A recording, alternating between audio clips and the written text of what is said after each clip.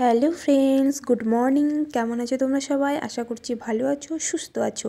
আর আমিও ভালো আছি তোমাদের ভালোবাসায়। তো চলো বন্ধুরা, প্রতিদিনের মতো আবার একটা ছোট্ট মিনি ব্লগ নিয়ে চলে এসেছি। সঙ্গে থেকো আর দেখতে থাকো আমার এই ছোট্ট মিনি ব্লগটি। তো আজকে তো সরস্বতী পুজো, তাই তোমাদের সবাইকে জানাই হ্যাপি সরস্বতী পুজো।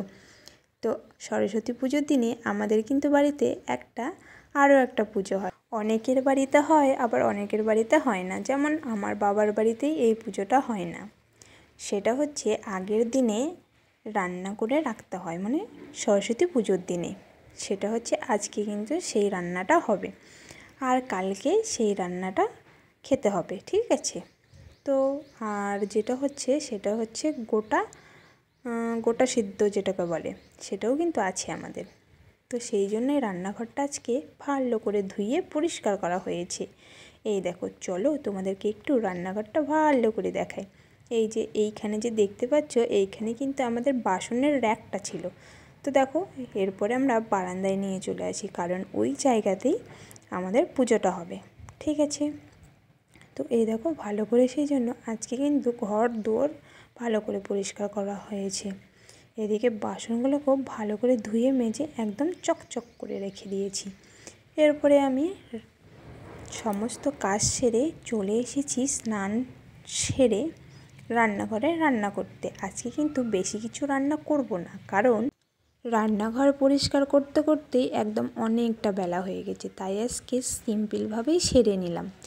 করেছিলাম বেগুন ভাজি আর সাদা ভাত, আর কি বলো তো, এটা হচ্ছে পেঁপের তরকারি, ঠিক আছে? আর সঙ্গে কিন্তু আছে ডাল।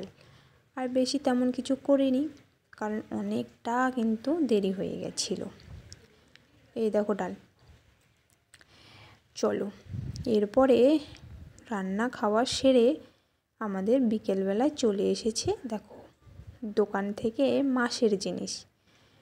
মাসের সমস্ত জিনিসপত্র চলে এসেছে। তেল, নুন, হলুদ, লবণ, সাবান, সব কিছুই। তোমরা নিশ্চয়ই যারা মাসকাবারি বাজার করো তারা নিশ্চয়ই জানো।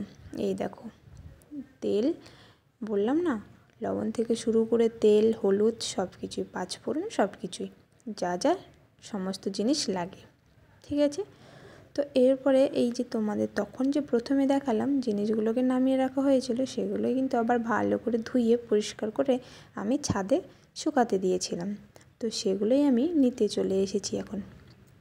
দোকানের জিনিসগুলোকে রেখে তারপরে এগুলোকে নিতে চলে এসেছি। এরপরে বাজারে গেছিলো।